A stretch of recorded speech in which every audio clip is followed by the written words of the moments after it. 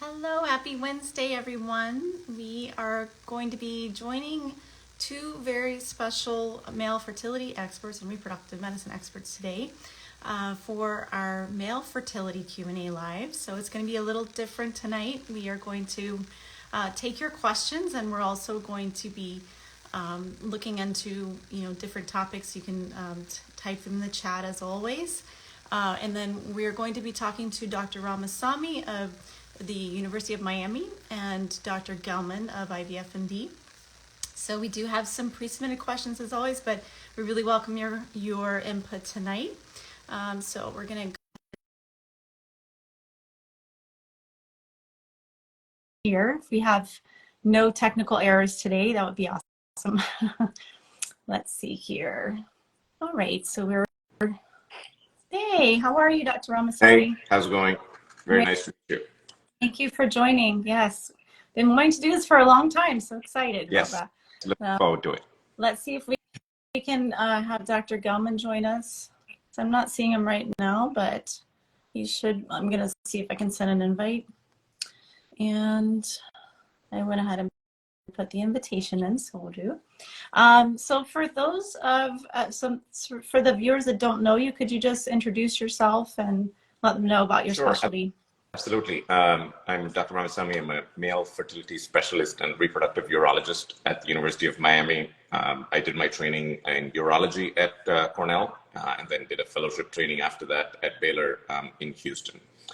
So I specialize mostly in male fertility and disorders of male reproduction. So men with low sperm count, men who've had vasectomies before, men who desire a vasectomy, men who have problems with conception, and also problems that come with fertility, such as erectile dysfunction, ejaculatory dysfunction, and sexual dysfunction. So that's my specialty, and I'm so happy to join you today. Very great. I know you've helped so many of our patients, so thank you for that. And during COVID, I know you're doing research with that and how it was affecting, the semen analysis, and maybe you could talk a little bit about that today too, because it seems like it's back. Right. Some we go through waves now. And let me see if I can see if Dr. Gelman is here. I see he joined, so I think I'm going to try to invite him one more time. Got it. Let's take a look and see here. I don't have a request yet, but maybe he can go ahead and, okay, Shirley's actually asking him if he can join in. We'll invite one more time. He should be popping in soon. Sure. He's trying to get in right now. So for those of you who don't know me, my name is Farrar Duro. I'm a reproductive acupuncturist.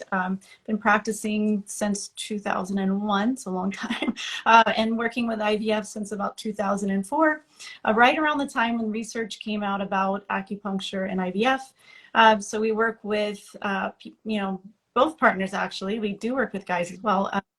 Helping with stress level, blood flow, those things as well, and also preconception, post-conception, and pregnancy for female patients too. So we're going to be hopefully getting Dr. Gelman in here soon. I see that he's sort of in here, but he hasn't joined yet, so he's hanging out. But I think I see an invite. Oh no, that's not him. It's someone else wanting to join us, but gotta wait for him. Okay, let's see. Nope, didn't see him yet. So tell me a little bit about what made you want to get into this field, like for male reproductive. Sure, absolutely. So when I was in training, there were lots of issues of sperm counts, men with low sperm counts, men with no sperm counts, lots of cases of men and couples with unexplained fertility. And I observed that a lot of the couples, both men and women, were going on to see the female fertility specialist. And a lot of the female fertility specialists didn't really have anyone to refer their male partners to seek help. And I was certainly interested because, having a couple achieve their dreams, having a child is certainly, a fascinating thing, and being able to help in that process, either on the male or on the female side, I think is wonderful. And so I think that's probably what drove me to becoming a reproductive urologist. Very nice. And as far as, I guess we can talk about COVID now, because we're, in that, we do have a lot of questions from our patients about it a lot. There's a debate about how it affects sperm count, and does it affect fertility at all? And is it permanent? Or, is that going to be with us for a long time, and what kind of effects do we see from what have we seen from that? Absolutely. So I think a few things are clear. So when we initially started doing research at the University of Miami, there were lots of unknowns on the actual impacts of the COVID virus and the COVID vaccine on male fertility and sperm counts. We were actually the first ones to show that the actual virus, COVID virus, can enter the testis, can remain in the testis, and can also potentially replicate inside the testis. People always think it's like the flu. The flu virus does not enter the testis. It does not replicate inside the testis, whereas the COVID virus can. And I think that's a pretty important distinction that people should understand, because people always think COVID is the flu. And so I think it's important to know that it can enter the testis and can affect the sperm counts, at least for 3 to 6 months in majority of men. And we see that all the time. We see a guy with the sperm count that was normal about 3 to 6 months ago, and he comes back and now the sperm count is almost low or almost negligible. And we ask them if they've had the infection, and they're like, doc, we never tested. Maybe it was COVID, maybe it was not. And if it is COVID, you will see a pretty sharp decline in sperm counts. But the reassuring thing is that majority of men, close to 70 to 80% of men, will recover their sperm counts back to baseline at about 3 to 6 months. And as far as the vaccine is concerned, I think it's just important to reiterate, I think it is finally well known that the vaccine is not the same as the virus, and the vaccine does not affect sperm counts like it does, like the virus does. And so I think there's lots of mistrust in people taking the vaccine now, but for various reasons, but at least they should understand and not be concerned if male fertility or male infertility is a potential side effect of the actual COVID vaccine. Okay, yeah, that's a good thing to know. There's a lot of confusion around that, I remember. So, and does it matter if you have a high fever? I mean, I know that we talk about that too. And absolutely. I think just general illnesses. So people with who get sick. So a couple that's planning for an IVF cycle, a couple that's planning for conception, should try to avoid getting sick, because anytime the body has a high fever and a high temperature, it can affect sperm counts and it can affect fertility. And I think it's just important for people to understand just fever, just systemic illness itself. Oh, wonderful. Hey, Ken, how's it going? How are you, Ranjith? Good to see you. Sorry about the technical difficulties here. No worries. Happy you're here. I'm glad you're. How are you? How's everybody? Very good. Very good. Great. We were just talking about COVID. I know that's a big topic with male fertility, and there's a lot of misconceptions around the vaccine, whether that's a hindrance or not. So Dr. Ramasamy was just basically saying the virus can replicate inside the testicles, which I didn't realize actually, and the recovery time could be 3 to 6 months. But so as far as you see, in 3 to 6 months, there's basically healthier sperm and motility, all of that is still back to normal for most people. Correct. It comes back to baseline, about 70 to 80%. 20 to 30% have permanent decline. It also depends on how severe the illness was. And people who are hospitalized, people who end up in the ICU, can have permanent impacts on their testicular function, both in terms of sperm, but we are also seeing a lot of men who are not interested in fertility, whose testosterone levels have declined a lot, because testis makes both testosterone and sperm. And so in some men, sperm is affected, and some people who are interested in maintaining their testosterone levels, 50% of them can see some sort of a testosterone level decline. So I think it's just important to understand it's not the same thing as flu. We're still, obviously, lots of research still going on, but we just should understand that there could be long-term potential impacts of getting the virus. Dr. Ranjith, any pituitary effects? We haven't seen that. We haven't seen that, Ken, at least as far as hypogonadism and testosterone deficiency is concerned. People are seeing decreases in LH. So I think you are correct that it can be secondary hypogonadism, where the LH could be low and the testosterone could be low. But if the virus actually enters the Leydig cells, which are the cells inside the testis that make testosterone and affect it, maybe it's both a combination of the pituitary and the testicular impacts of the COVID virus. What are you recommending about the vaccines now? As far as I think we were just discussing this. I think there's lots of misconceptions of the vaccine in terms of other reasons why people don't want to get the vaccine anymore. I think when it was first introduced, there was lots of misconceptions about the vaccine causing sterility, vaccine causing azoospermia, vaccine causing people to have low sperm count. I think that misconception is gone. I don't think people are not getting the vaccine anymore because of sperm count impairments. So I think it is safe as far as fertility is concerned to get the vaccine. But if a couple, I mean, you guys have sent me quite a few referrals. If you're actively, imminently planning for an IVF cycle, the wife is going to get stimulated. I would urge not to change much in your current lifestyle. If you have a normal sperm count, make sure you don't get sick, don't get an illness, Yeah. don't go get the vaccine now. Yeah. Wait after the retrieval is done. Yeah. Wait That's after what we're that. telling them. That's what we're telling them. You know, wait on that. Right. You know, and then some of these people are getting forced by their jobs, and you know, we don't know. You know, we have to write letters for them, but you know, we can't, you know, necessarily tell them what to do. You know, if their job, you know, and that's not fair. Right.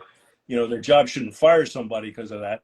You know, but we don't have the direct evidence to say you shouldn't get it for sure. That's correct. We only have anecdotal evidence. Correct. Yes. Yeah. I mean, that's a struggle that that they have to face. I think it's just easier to just wait for the cycle to finish, you know, and then go ahead and get the vaccine. Just any alterations in anything, because just the vaccine alone can induce 24 to 48 hours of illness, and does that, you know, sickness, and is that 24 to 48 hours enough for the sperm counts to go down? Yeah. We don't know the answer. Any little fever, any little thing. Correct. Yeah. Exactly. And I think that's one reason why we should try and avoid any changes in lifestyle until they finish their cycle. Yeah, exactly. Any recommendations for helping the sperm recover faster after COVID? I don't think so. I don't think, you know, I think it's just like any illness. I think there was enough evidence about Paxlovid going and correcting the symptoms soon.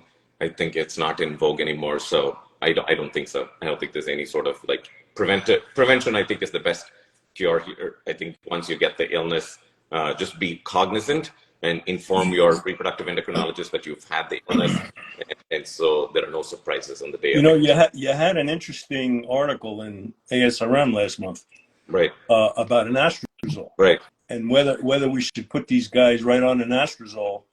Maybe that'll help. No, you put them on it right away. Is there any benefit you possibly could think of? Absolutely. I mean, anastrozole is an estrogen blocker. So in men, just like women, estrogen is made from testosterone. And anytime there is an alteration of LH to testosterone ratio, there was a paper in Fertility and Sterility talking about trying to see if we can use anastrozole to actually adjust the LH to testosterone ratio. Yeah. We haven't studied it, but certainly it cannot hurt to put someone. Yeah, it might be a good idea. Any man that gets COVID, you know, right away, maybe just put him on anastrozole. Right. It's probably not going to hurt anything. That's correct. That's correct. But yes, we don't know if it'll help, but certainly won't hurt. That'd be an interesting study to do down there. Right.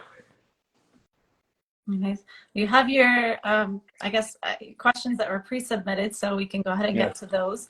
And we'll get off. A lot of good ones too, boy. I'm glad Dr. Ramasamy is here to answer them. I'm very Yes, I mean, I really, before you start, I want to mention that, you know, this is the level of questions were very, very advanced. I mean, this is an educated, really were. Educated audience, you know, that we are dealing with. So I'm very happy to. I thought you wrote them and submitted them to yourself. No, I did not. I wish I did, but no, I did not write those questions in. And very happy we're joined by a well-educated audience. A really educated crowd out there today, let me tell you. Definitely. So we'll get started with, it looks like vasovasotomy? Vasovasostomy, that's vasectomy reversal, yes. Okay, how many days after the sperm appear? Can it be good enough? Correct. So as long as you connect the vas to the vas, at least on one side. So vasectomy reversal is a fertility treatment option for men who want to now conceive after they've undergone their vasectomy and are thinking about starting another family. And so when you connect the vas to the vas, at least on one side, I usually check the sperm count about 8 to 12 weeks. And so, and that's the earliest time you should be checking. And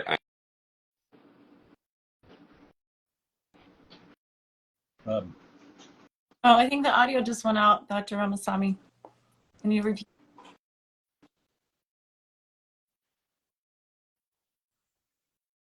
So can actually be usable. Sometimes people can conceive naturally if there is enough sperm. Sometimes I've sent them over to Dr. Gelman to do IVF if the sperm are not sufficient for natural conception. Can you make a comment on, you know, the length of time a vasectomy reversal is going to be effective or not? Got it. So the usual cut point is about 10 years. In men who've had vasectomy less than 10 years, there is a pretty high chance we'll be able to connect the vas to vas at least on one side. What Dr. Gelman's referring to is if the vasectomy goes 10 years or longer, then you have to do a little bit more complicated operation. There's very few people in the country that actually know even how to do it, where you connect the vas to the testis directly. And the chance of finding sperm in the ejaculate up to 6 to 12 months after the operation is about only 50%.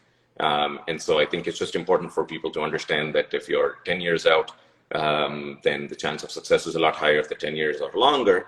I always weigh the female factor, and I'd love to hear your thoughts on this, Dr. Gelman. Yeah. If it is a young female, if it's a 25, 30-year-old female, and they want to try natural conception and they have time on their hands when the female factor is completely normal, then I still go ahead and try the vasectomy reversal. But if you're dealing with a 38-year-old female, any female factor issues like endometriosis, PCOS, where they're needing IVF, then I'm pretty hesitant, especially if the vasectomy was 10 years out, to go and try the vasectomy reversal. That's real good advice. That's real good advice. And you probably ought to have the woman screened anyway, even if she's young, just to make sure, because there are women that are coming in, that are 29, 30, that have an extremely low ovarian result. That's correct. And, while that AMH may or may not be accurate all the time, if it is, that's probably an indication for IVF. That's correct. Absolutely. I think that makes a lot of sense. And that's why even if anytime I see a couple post vasectomy and they're thinking about fertility, no matter what the female age, I always make sure that the female undergoes some sort of evaluation to make sure that we can proceed with surgery. And really, when it comes to this discussion of whether we proceed with vasectomy reversal or IVF, it's sort of a shared decision making between the couple, the urologist, and the IVF specialist. Right. And I think we should do what's best for the couple. Pregnancy is key. They all want to walk home with a baby. Successful sperm back in the ejaculate should not often be used as the endpoint. Right. We do have a comment about someone is saying, "Sir, can you give us some info about your experience with absolute adenospermia and immobile cilia syndrome? Got it. How do you diagnose and how do you expect this experience?" Wow. So asthenospermia is where sperm are not moving. Oligospermia is where there is a low sperm concentration. Asthenospermia is where the motility of the sperm is not accurate and it's not sufficient. The one condition that the viewer is referring to is something called immotile cilia syndrome, which is a genetic condition. In my years of practice, I've actually never seen it. And so thankfully, we don't see it. We read it in textbooks wherein it's a genetic condition where all the sperm are alive, but they don't move because the sperm, the flagella that makes the sperm move don't. But what is a very good treatment option for that genetic condition is actually ICSI, where you don't need moving sperm, whereas you need viable sperm to put it into the egg and do the ICSI. And so even with that genetic condition, you are able to have a successful conception with IVF as long as you're able to identify it. Wow. I learned something. I mean, what would clue you in that somebody has it and they don't know anything about it? Yeah, I mean, so on the sperm analysis, I think so Dr. Gelman, is that we do both sperm motility and sperm viability. So if the sperm motility comes back at 0% and the sperm viability comes back at 70 to 80%, something very high. The viability study is very important. That's correct. That's what will clue us in where someone has immotile cilia syndrome, where the sperm are living but they don't move. And in those conditions, doing ICSI is the only treatment option if they want to father a biological child. Interesting. And we have a question about what possible reasons or best guesses are out there for idiopathic low sperm count. So men have low sperm counts for lots of reasons. We could sit here and talk about the whole Instagram live on this very topic of low sperm count, but at least let's go over the most common reasons. And more importantly, correctable reasons. The most common reason for low sperm counts in men could be something called varicocele, which are large dilated veins around the testis that can increase the temperature of the testis that can affect the sperm. So the testes are outside the body, and so therefore cooler, so about 34 degrees centigrade. The body temperature is around 37 degrees centigrade. God designed it that way so sperm can actually be produced at cooler temperatures compared to the body. That's why we talked about COVID and fever and all of those affecting sperm counts, because if the body temperature goes up, then sperm counts decline. And so varicocele, same way with all these blood around pooling around the testis, increases the temperature of the testis and affects sperm concentration. So that's probably the most common cause that we see, at least in the infertile population with low sperm counts. But there's several other causes: men who have obesity, men who have diabetes, poor sleep patterns, smoking, both cigarettes, marijuana, are all potential causes for low sperm counts. We are now studying lots of impacts of radiation, previous chemotherapy, people taking medications, testosterone therapy, steroid abuse are all reasons for why men can have low sperm counts as well. Do you think the environmental reasons have an impact as far as, Absolutely. you know? I think we just don't know the. I'm sure I'd love to hear Dr. Gelman's thought on the female side as well. You know, I think we are seeing climate change happening. Well, you'll also be surprised about how many men don't know about, putting a laptop on their lap. Correct. And things like that. I mean, I don't know how much impact a cell phone in your front pocket has, but I always tell them, not to keep your cell phone there. But, right. I was always wondering about, exposures, endocrine disruptors, things like that, affect female, fertility, egg number, etc. What they're doing to sperm counts and things. Who knows? Who knows? Yeah, we don't. And I think we actually just presented an abstract at the ASRM that just happened this week in New Orleans about the impact of cell phone. Especially now with cell phones where, iPhone 15, I think we all know that it gets hot too soon and actually turns off on its own. And with both heat coming from it and the electromagnetic radiation coming from cell phones, I think the combination for sperm is bad. And so I think we are going to see the more and more advances we make in cell phone technology, the more and more potential impacts it can have on sperm counts as well. Yeah, it might be. It might be. So, yeah. So I guess, obviously telling men to take their cell phone out of their front pockets. Right. Idea. It's a good idea. And pick up the phones to talk to anybody anymore. You don't put the phones near your ears. It's all AirPods and headphones. And the phones, I think, are constantly in pockets. They don't come out of the pocket. That's right. So I think that's right. I didn't even think of that. That's right. I think we just need to be cognizant of it. The more and more advances we make in technology, we just have to potentially understand its ramifications and side effects as we do that. Yeah. Do you feel like worldwide level of sperm count has been declining? Or, I mean, I keep reading about this, and there's all these companies now that provide these home tests for men, and how big of an issue is that really?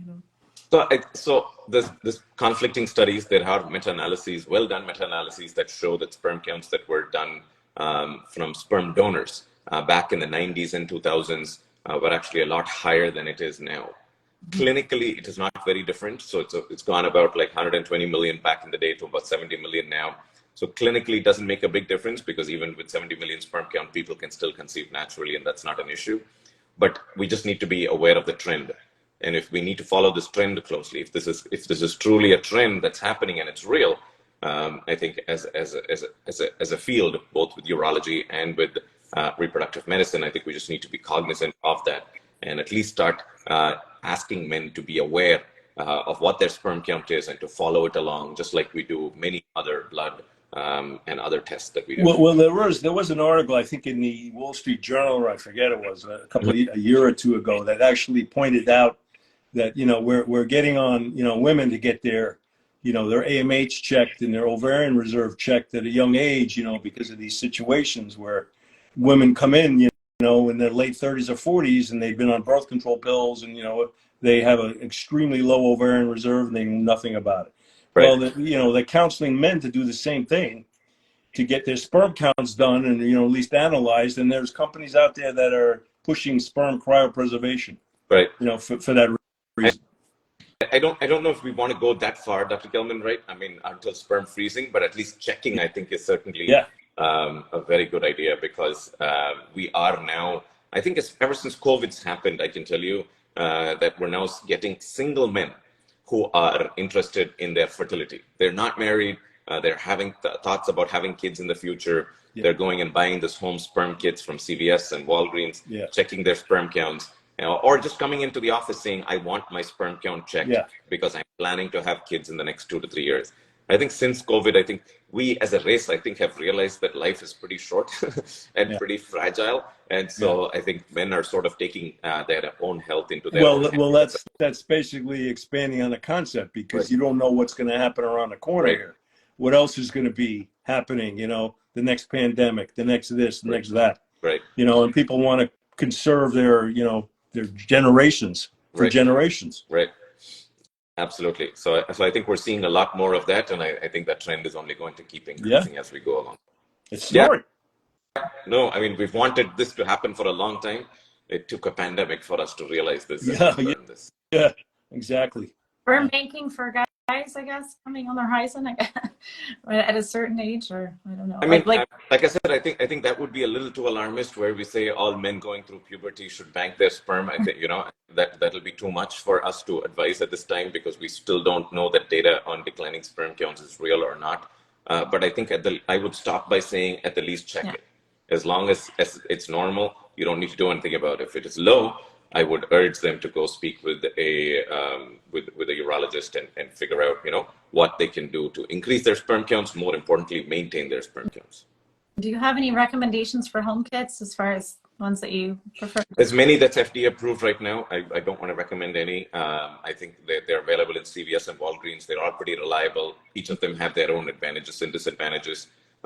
Because they're FDA approved, you know, they're pretty reliable and can be used well. Awesome. I just posted a question here because we were talking about environmental impact. So if you can see that question, have you found microplastics in testis tissue in any of your research? It's a very good question. We're actively doing the research right now. We haven't done it in testis tissue, but we've sent off a few. You know, we talked about causes of low sperm counts. We've sent off a few semen samples from men. We're collaborating with chemists in Germany who do infrared spectroscopy to identify microplastics in tissue. There's a large study from China that said microplastics can be present in semen samples. And so we actually took semen samples from men who have no known cause for their infertility and their low sperm count. And we're actively analyzing it. So maybe at the next IG Live, I may have that data to answer. Oh my God. And we're also doing that in the penis tissue from men who are undergoing penile prosthesis to see if microplastics can be present there. So more to come. Very exciting. I think we should be thinking about it. I think we see it in the ocean floor. We see it everywhere in us. Our parents did not grow up drinking water from plastic bottles. You know, we did. Everything we touch is plastic. And so I'd be shocked if it is not going to cause an impact in the future. Right, we need metal bottles, everyone. That's correct. That's exactly right. That's exactly right. I think we sort of need, as a generational shift, we just need to understand that we should move away from just, one concept is environment and save the world and so on. Well, I think another concept is do save they our actually think it's a phthalate exposure from the plastic? That's correct. Or the actual plastics itself? Don't know, Ken. Don't know. I mean, I think if we find the actual plastics itself with scanning electron microscopy and infrared spectroscopy, I think that will give us the answer. You know, but if we don't, at least to find some of these chemicals like phthalates, I think would also be interesting because those are endocrine. Fantastic. Wow. So much to learn. Yeah. I mean, this is a very well-educated audience. Extremely. Yeah. These questions are incredible. Huh? Yeah, and they're asking me all questions that we're actively researching on. It's fantastic. Not questions about research that has been done a long time ago. So all you people out there are very educated. I'm very impressed. Yeah. Right. Definitely. So another question, if an egg doesn't fertilize and there's male factor infertility, is it attributed to egg quality? Oh, that I will let Dr. Gelman answer. I didn't hear that question. I'm sorry. If an egg doesn't fertilize and there's male factor infertility, is it attributed to egg? Is it attributed to what? Egg quality. Probably. You know, I mean, some of those studies, like in that same journal, you know, it kind of made clear about sperm, you know, decondensate, you know, sperm disruption, you know, with a high DFI in that article, that it really made no difference in terms of fertilization when the sperm was disrupted by, you know, excessive amount of DNA disruption. So I'm not sure that sperm factors really are involved in that. Now, the issue also with those studies that, you know, in our article, everything was ICSI. So, you know, even if there's a lot of sperm disruption or bad quality sperm, right? The embryologist is generally picking out what they think is the better quality looking sperm. Right. So most likely there's not a sperm factor problem causing fertilization problems. Right. Most likely. So the most likely issue of the answer to that is egg quality, especially in an older woman. And I mean, that's been shown numerous times. Right. That the older the egg, the poorer the response or to repair or development of the embryo is going to be. Right. And how important is DNA fragmentation test to do on those sperm if somebody aware that they have male factor issues and they're doing ICSI? Like, does that make a difference? No, that's a perfect segue to the next part, to the next part where sperm DNA fragmentation, I don't think, like Dr. Gelman said, affects fertilization. Because the sperm is so small when compared to this large, massive egg. On the first day of life, everything actually, other than the DNA that the sperm contributes, everything else comes from the egg. But after that, once fertilization happens, and then the embryo progression doesn't happen, when you get like 10 eggs, 10 good quality sperm, and then there are 8 fertilizations, but then the couple ends up with no embryos. That's when you think about DNA fragmentation. And so DNA fragmentation is basically breaks that happen in the sperm DNA. Mm-hmm. And some sperm can have one fragment, some sperm can have many fragments. And if there's about 30% of more with sperm breakages, then there's a pretty high chance that the couple will have issues with you know, embryo progression and even possibly implantation. But that would be more pronounced in an older woman. That's correct. Around day 3. Much more pronounced. Fertilization, or when does that usually, when do you see, like, I guess what I'm thinking of is people that have all these great embryos, like, oh, they're growing, but around day 3 or 4, they just fizzle out. Is that? That's a very good, I mean, it could still be an egg factor, and I'll let Dr. Gelman comment on egg reasons on the female side as to why that can happen. But that's when we actually think about male factor as well. If you have abnormal sperm DNA fragmentation, then there is a potential reason for why you get good fertilizations, but the embryo fails to grow. Well, that's, you know, you got to figure that the egg, you know, again, in an older woman, you know, between, you know, the 6 and the 8 cell stage there, the embryo should really be able to repair itself or, you know, account for any sperm defect. That's correct. And, and as the egg, you know, gets older and, you know, less able to do those things, you're going to have much more pronounced problems with embryogenesis and then further development. Right. I think there is one question on potential frequent ejaculation and sperm DNA fragmentation. Right. While we're on this topic, we might as well just address it. In the past, I think we've always told couples and males to abstain for about 2 to 5 days before giving out the sperm analysis. And that's really based on the WHO manual that came up and said, hey, like, we need normal values for men in the world. And so use 2 to 5 days as abstinence. And unfortunately, we took that data and we now use it for couples that are undergoing IVF, which I think sort of got misplaced, because in men who have frequent ejaculation, then their sperm DNA fragmentation will actually be lower, and lower sperm DNA fragmentation is good. So I think Dr. Gelman knows this. Now we're actually working with a lot of couples to say, if they have high sperm DNA fragmentation, we actually ask them to abstain for just 12 hours or collect even 2 ejaculates and use the second ejaculate instead of the first ejaculate. Because usually when the abstinence interval is very low, then the chance of sperm DNA fragmentation is also very low. And so I think we need to move away from this whole 2 to 5 days thing, especially in couples that are undergoing IUI and or IVF, and try to decrease the abstinence interval and collect more frequent and more later ejaculate samples. No matter the count, even if it's That's correct. Count. Oh, that's correct, because I mean, Dr. Gelman can tell you, I mean, we need about 10 to 20 you know, it's probably not so important about the sperm count post-modal. I mean, you know, everybody thinks it's probably 5 million is probably a reasonable number post-wash, you know. I mean, to have a reasonable chance of, for IUI, for example.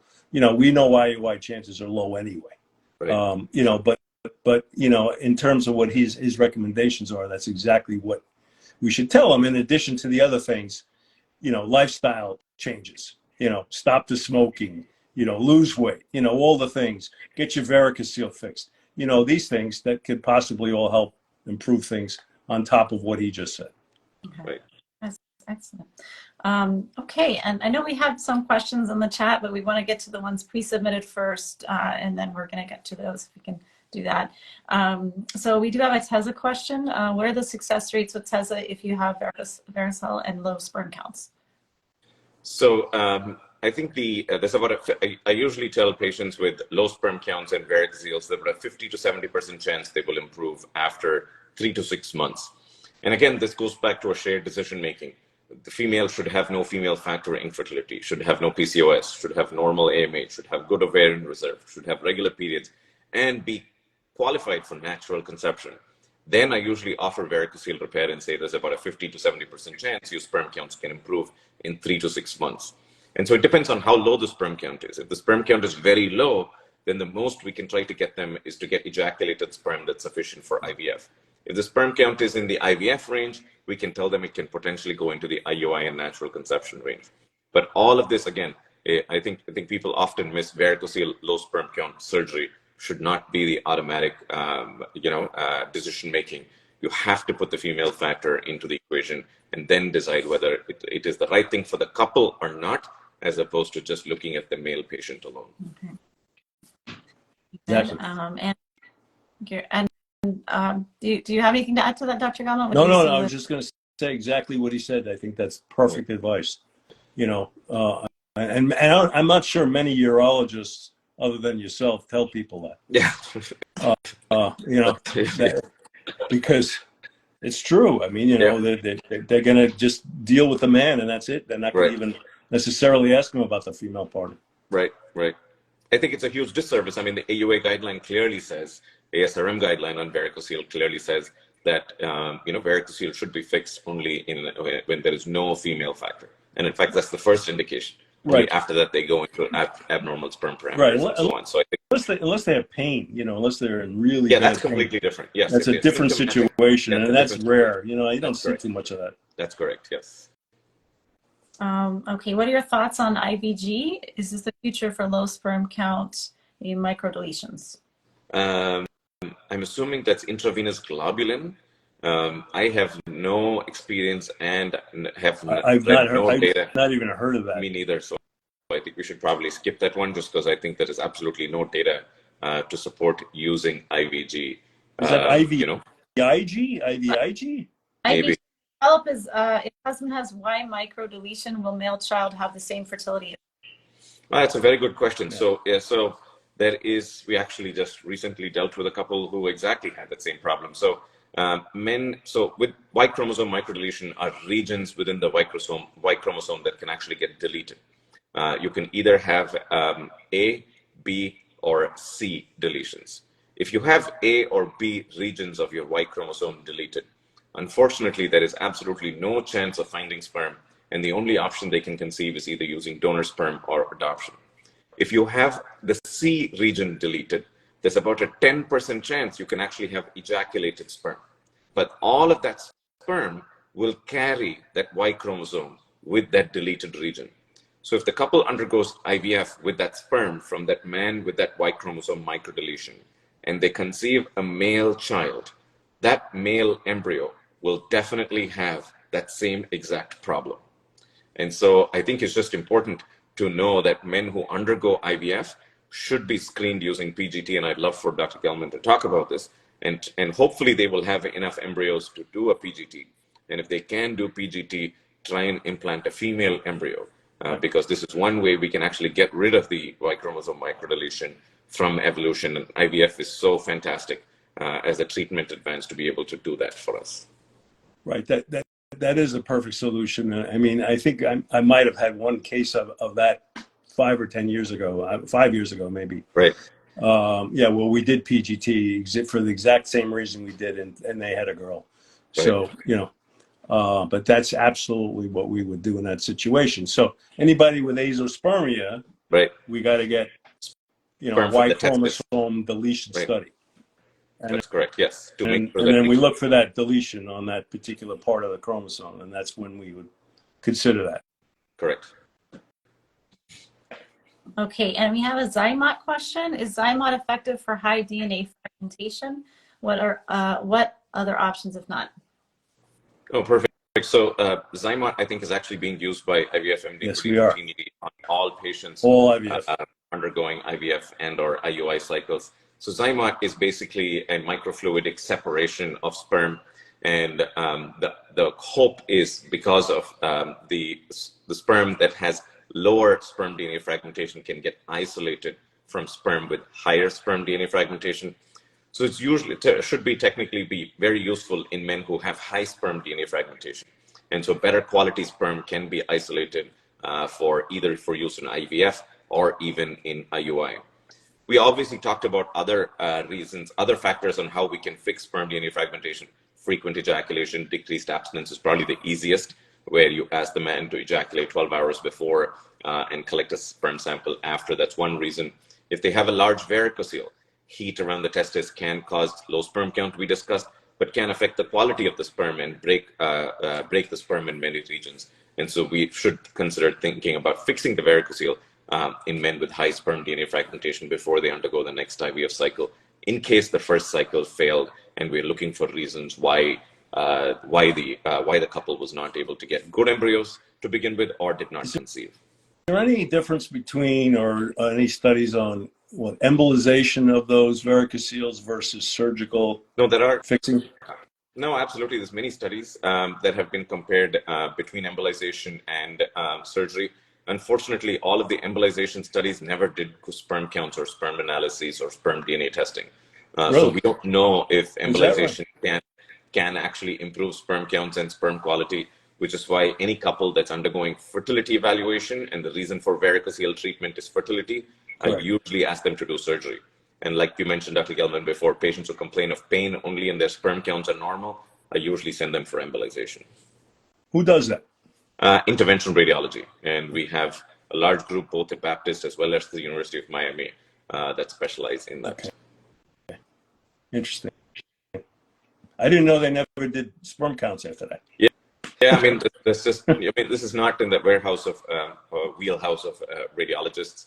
Urologists do sperm counts, but radiologists don't. Yeah, you would figure they'd be interested. Right. No, but I think they have a lot more advanced treatments and a lot other organs that they get interested in. So varicocele is not high on their interest.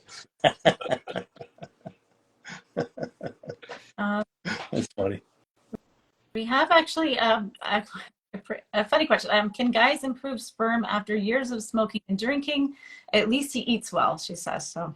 Got it. No, that's a very good question. So, active smokers attempting conception, I think that is my first to do. You have to stop smoking. Yeah. We cannot, and Dr. Gelman would agree with me with this, because we cannot keep trying to improve your sperm quality and your sperm counts while you are actively smoking cigarettes. It's basically, we're fighting against each other. We're trying to help you and your wife potentially conceive. And now in this fight, there's only one person that's going to win. And so I think active smoking should be stopped. That is not even an exception. I will not perform varicocele surgery, treat patients for their low sperm counts with hormonal therapy if they're actively smoking, because this is a battle we will always lose.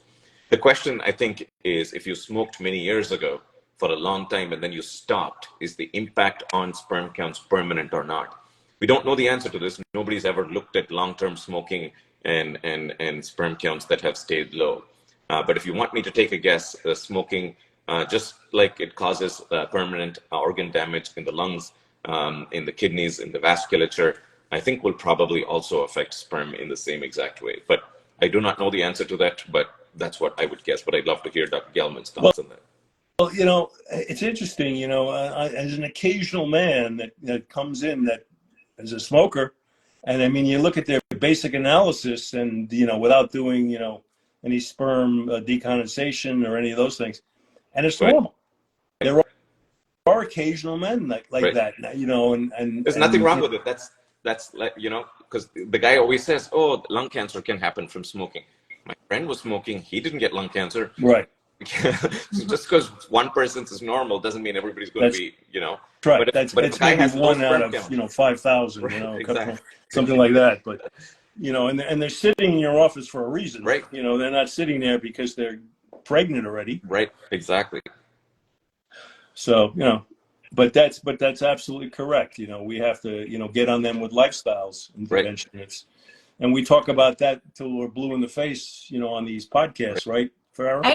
I mean, diet and, all those things. We've actually we had a couple years ago who the husband actually worked for a wine company, and he was a cigar smoker. So he was regularly drinking wine, drinking alcohol quite a bit, and also smoking. So they were having an issue of getting pregnant. So we actually ended up treating the smoking addiction with acupuncture. He actually stopped smoking. He got on this huge health kick. They had a phenomenal cycle. They got pregnant. And they ended up conceiving naturally after that too. So, I mean, I think like turning those things around, it's so important. And I mean, if not like do you really want to be smoking when you bring a life into the world too, like exposing that baby to secondhand smoke and all of that. Right. But, absolutely. and we can touch a little bit upon diet. I think I'm sure that was written by the wife. He at least eats better. Yeah. I think diet and exercise are extremely, extremely important. Men who are overweight, who have lost weight. So, a nice study that came out of Europe, actually using GLP agonists, Ozempic. I think a lot of men and women are now taking it. I know on the female side, if they are attempting conception because of risks of fetal harm, it's supposed to be stopped.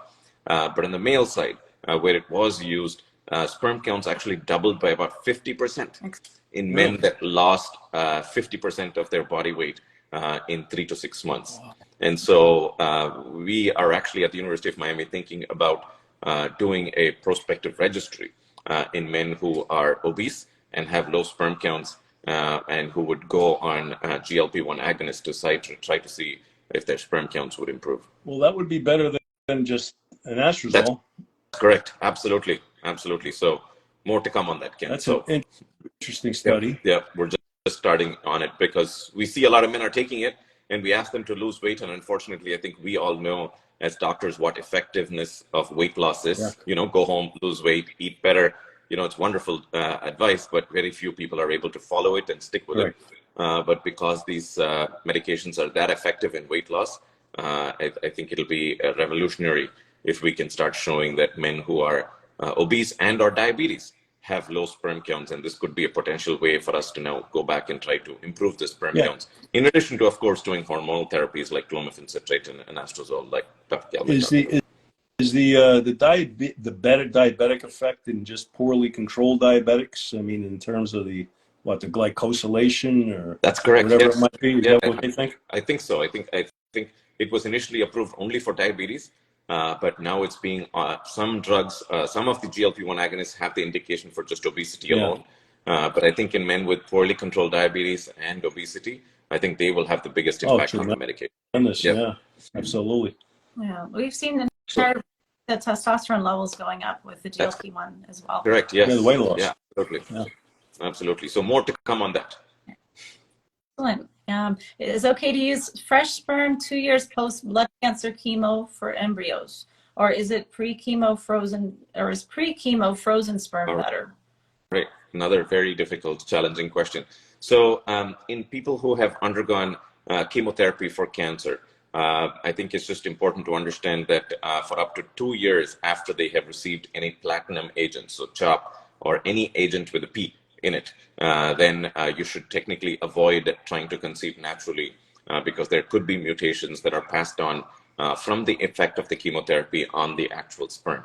And so if you want to conceive within those 2 year period and you have frozen sperm as a backup, then the advice is to go back and use the frozen sperm if you want to have a child in those 2 years. If you have time and you can wait, especially on the female side, then certainly it's a good idea to wait and see what the sperm count shows 2 years after, and then decide what to do.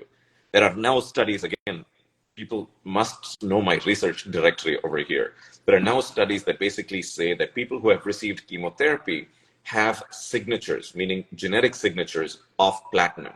So if you look at their blood cells after you've gotten chemotherapy, you can tell whether a guy's gotten chemotherapy or not, because there are certain genetic changes that happen in the blood cells. Pretty alarming to think about. Just with a simple blood test, you can tell if the guy's gotten chemotherapy or not. And we think if it happens in the blood, it is probably happening in the sperm as well, because the sperm is the fastest dividing cell in the human body. And if it can get into the blood, which divides not that frequently, then it's probably getting into the sperm. And if that happens, we don't know its ramifications, we don't know if it affects, and we don't know if it's being transmitted onto the next generation. Would those have negative impacts? And if that does, then we should be recommending these couples to now use the sperm that was banked before the chemotherapy. Yeah. Research to happen, more to follow. We don't know that. But again, a question that we as a field need to answer in the next few years. Fabulous. I mean, yeah, the oncologists are really getting on board with that. Right. For a while, they've not been necessarily on board with telling men to freeze, but now we're seeing much more and more of that. Unfortunately, younger men too, right, with cancer. Young men, really young.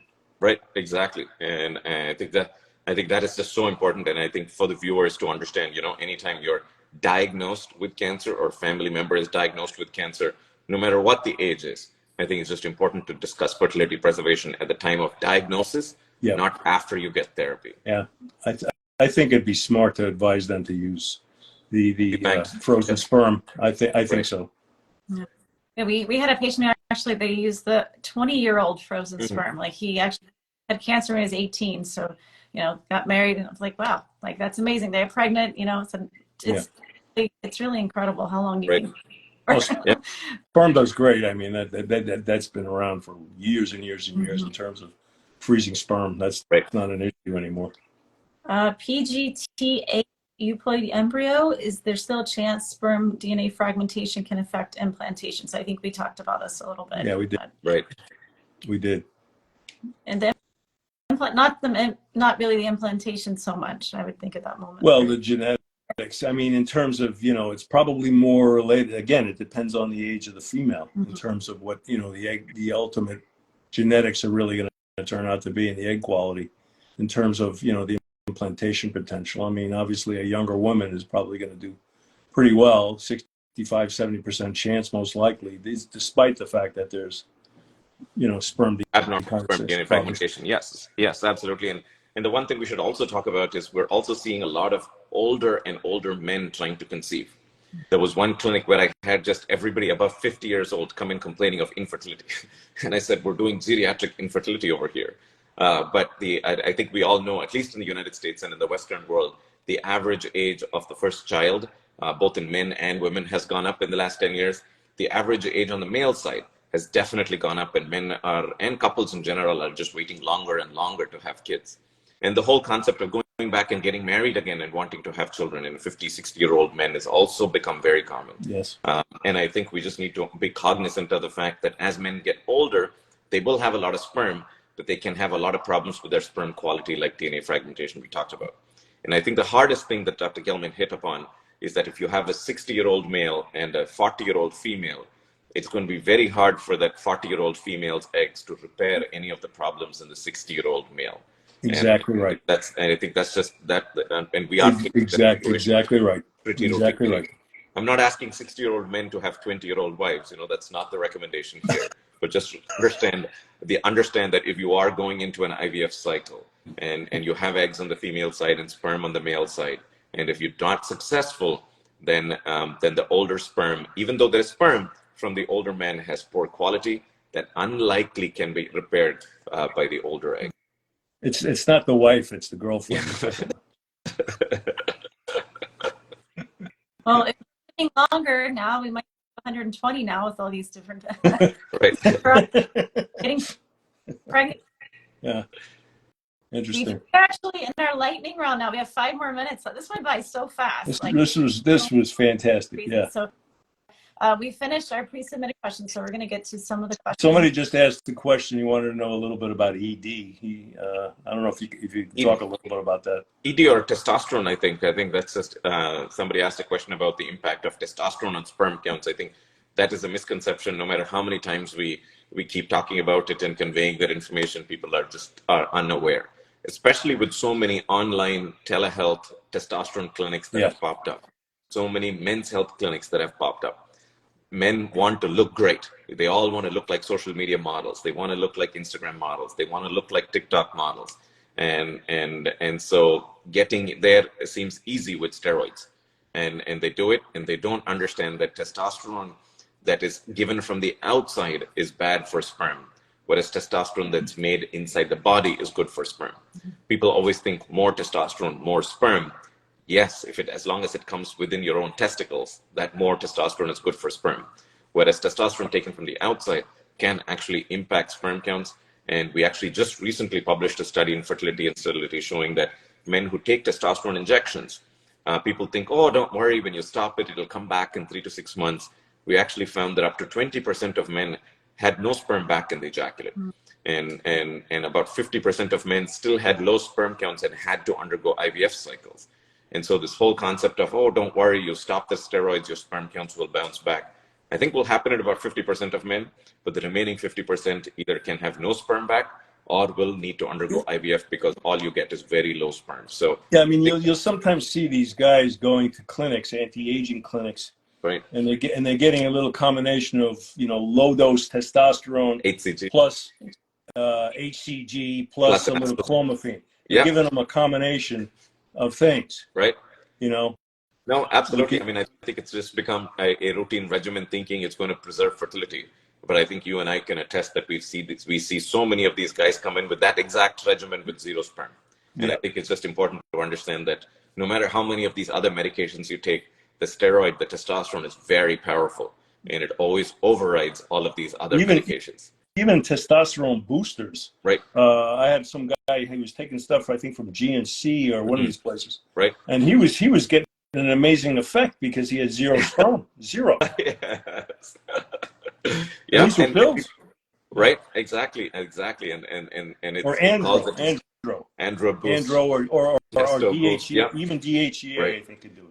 No, absolutely. I think all of these supplements are unfortunately not regulated by the FDA. And so they all could have testosterone sprinkled in them. Men feel great, levels are great, but unfortunately the sperm counts are not there. Yeah, yeah. Very important, guys. Be careful what you're taking out there. Right. Protein powder and, you know, creatine, those things are fine. Right. Very nice. Okay, I think we can get 1 or 2 more questions and we're good. I asked about normal testosterone and low libido in a healthy young man. I'm not sure if this was a follow-up question. I'm trying to scan. No, absolutely. We should talk about, in men, the answer should always not be take more testosterone. I need my testosterone. We get this question all the time. Doc, I'm 30 years old. My testosterone level's 350. It's such a low end of the normal. Normal testosterone levels are anywhere between 300 to 1,000. Yes, we agree that it is low and it is on the low end of the normal. I think we talked a lot about lifestyle modifications, sleeping better, exercise, diet, losing weight, stopping smoking, pot. I think giving up all of that and trying to naturally increase your testosterone, much better than trying to take testosterone or even testosterone boosting medications to try and do that. Anything in life that we do easy, also has its potential impacts. And so I think men and couples doing this should understand that they should try not to take the easy way out when it comes to testosterone and improving testosterone. And exercise too, I believe. Absolutely. Yeah, and they say weightlifting particularly is very, absolutely. Very yes, a combination of cardio with weightlifting is probably extremely optimal for T levels. Yep. Awesome. Yep. So good. I feel like this is so helpful. I'm going to share this with all of our patients. This was fantastic. Mm-hmm. Yeah. Boy, it went by so fast, Randy. Yeah. Huh? Thank you. Well, thank you very much. I mean, I think thanks to the viewers, right? I think those questions were fantastic. Both the pre-submitted questions as well as the questions that were asked during the IG live, I think were just fascinating. This was probably the most advanced IG live I've done. Thanks to you guys, right? I mean, I'm telling you, there's a group out there. I don't know where they found out about. Where did we get these questions? It's amazing. I think you're also already doing so much education on social media, right? I think men and consumers of information are going to social media to obtain their medical information. And listen, guys are doing like I always said, this is where social media does a lot of good. Right. This kind of thing. Right. There's amazing things for people out there, and we're so glad we could help and be part of this, Absolutely. And so that's probably why I think education level in general is going up and consumers are learning more and more about this. And that's why the questions are getting more and more advanced. And so, yes, they are. Happy we're doing something right. Yes, absolutely. Well, thank you so much. Thank you both. This was a great live, and hopefully we can do it again. Because we don't do it again. We're going to have you back. Perfect. few Thank you very months. much, guys. Okay. Yeah. Bye bye. Thank All you. right. Thanks again. Yeah. Bye bye now. Bye.